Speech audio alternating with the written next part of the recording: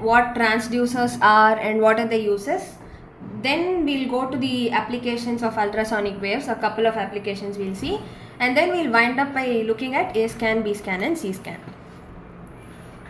So the first topic we're going to look at is acoustic grating and detection of ultrasonic frequency. So the thing is, I generated an ultrasonic wave. Now for some reason, to perform some calculation or something on it, I want to know its velocity. How do I find out its velocity? That's my question now. So to know the velocity, you need to know two things, frequency and wavelength, right? So now frequency is something I decide when I am generating the wave. So I set the current circuit irrespective of whether I am using magnetostriction or piezoelectric effect.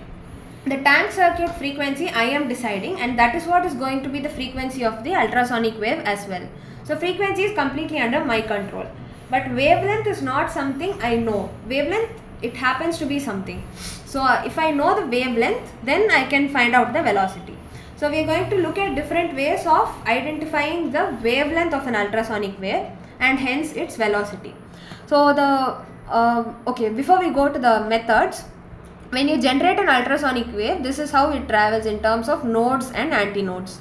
And the difference between three consecutive nodes is what constitutes the wavelength. So you have a node here, one here and one here. So this entire distance is what we call lambda or wavelength. And this distance is what we are trying to calculate. So the most basic method we use is a Kunz tube. So it is just a cylindrical tube or a pipe. At one end you have a reflector, at one end you have a transducer.